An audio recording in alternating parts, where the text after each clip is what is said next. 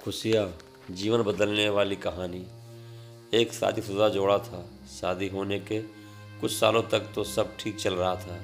वे बहुत खुश थे। लेकिन जैसे जैसे समय बीतने लगा, इन पति पत्नी के जीवन से खुशियाँ कम होने लगी और उनकी जगह झगड़े, निराशा और दुख ने ले ली।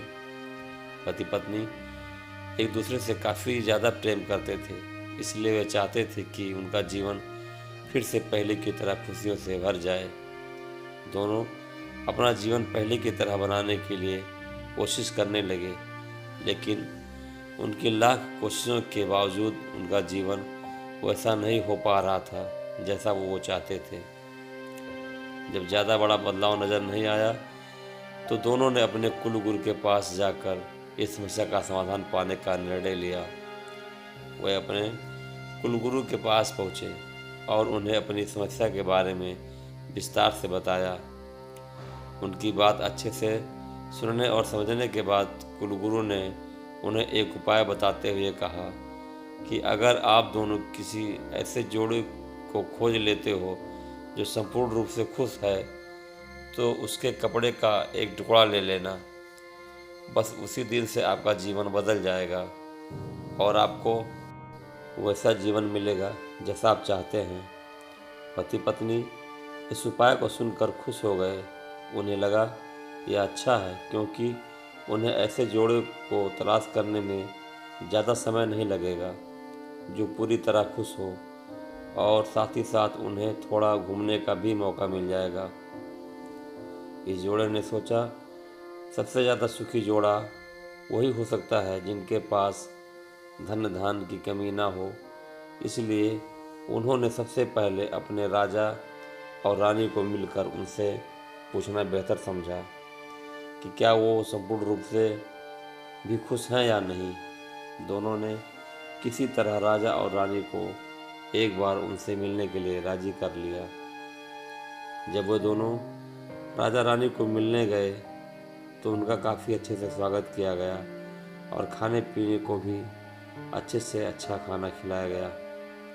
वो दोनों राजा रानी के साथ में बैठे थे, तब मौका देखकर उन्होंने राजा रानी से पूछ लिया कि क्या वो अपने जीवन में खुश हैं। राजा रानी दोनों ने कहा, हाँ बिल्कुल, वो दोनों जीवन में खुश हैं। राजा रानी का जवाब सुनकर जोड़े को खुशी हुई, लेकिन फिर भी उन्होंने आगे बढ़कर पूछा, क्या आप दोनों पूरी तरह से खुश हो।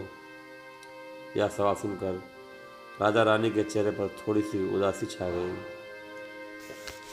राजा ने कहा, हालांकि भगवान ने हमें जीवन में हर वह वस्तु दी है जिसकी ज़रूरत होती है, या यूँ कहूँ कि ज़रूरत से ज़्यादा ही दी है, लेकिन एक संतान सुख अब तक हमें नसीब नहीं हुआ। राजा का जवाब सुनकर जोड़े को पता चल गया कि वे संपूर्णतः सुखी नहीं हैं। उन्होंने अपना सफ़र आगे जारी रखा। उन्हें पता चला कि दूसरे राज्य में एक बहुत धनी सेठ है। इस सेठ के पास धन दौलत के साथ साथ बाल बच्चे भी हैं, इसलिए उन्होंने उनसे जाकर पता करना चाहा कि क्या वह पूर्णतः सुखी हैं या नहीं। उनके घर पर एक दो दिन रहने के बाद यही सवाल उनसे पूछने पर सेठ और सेठानी का कहना था कि सब कुछ होते हुए भी वह पूर्ण रूप से सुखी नहीं है, क्योंकि उनके 4-5 बच्चों को संभालने में उनका पूरा वक्त चला जाता है और उन्हें अपने जीवन में बाकी सुख भोगने के लिए समय ही नहीं बचता। पति पत्नी का जोड़ा वहाँ से भी निराश होकर निकला। वो अपने जान पहचान और अनजाने कई लोगों से मिले, पर अंत में उन्हें यही पता चला कि सबके जीवन में कोई ना कोई ऐसी कुछ तो कमियां हैं जिनकी वजह से वो अपने आप को पूर्णतः सुखी नहीं समझते थे। अंत में पति पत्नी एक किसान दंपति से मिले, जो दोपहर में खेत में काम करने के बाद खाना खाने के लिए बैठे थे।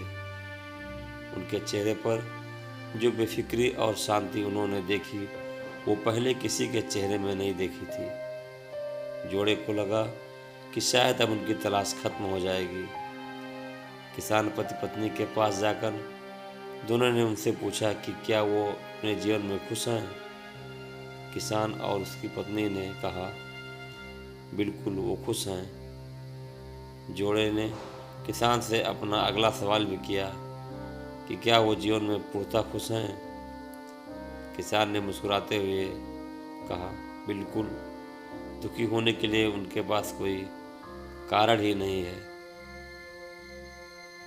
ऐसे ही हर तरह से सुखी दंपति की तलाश कर रहे जोड़े ने जब खुश होकर अपने सफ़र और कारण के बारे में बताते हुए किसान से उसके कपड़े का एक टुकड़ा मांगा, तब किसान चिंतित होकर बोला कि अगर उसके पास एक से ज़्यादा कपड़े होते तो वो ज़रूर उन्हें अपना कपड़ा फाड़ कर दे देता।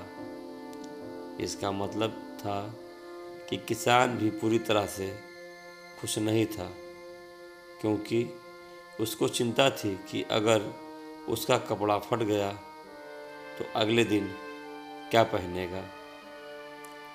अपनी खोज में पूरी तरह असफल हो चुके पति पत्नी को आखिरकार ये समझ में आ गया कि पूर्णतः सुखी और खुश इस संसार में कोई भी नहीं है। ये हमारे विचार ही होते हैं जो हमें किसी वस्तु को लेकर सुखी या दुखी, खुश या नाखुश करते हैं। जैसे कि संतान ना होना किसी को दुखी करता है, तो किसी को संतान है और वो श्राद्ध करते हैं, ये विचार दुखी करते हैं। किसी को कम धन होना दुखी करता है, तो किसी को ज़्यादा धन कोई चुरा ना ले, ये विचार दुखी करते हैं। इस कहानी का निष्कर्ष आप ऐसे निकाल सकते हैं कि आप कितने खुश या सुखी हो सकते हैं, ये पूरी तरह आपके ही हाथों में है।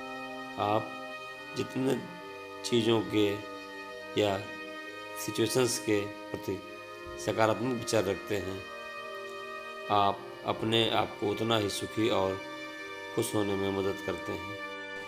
कहानी में अंत तक बने रहने के लिए आपका बहुत बहुत धन्यवाद।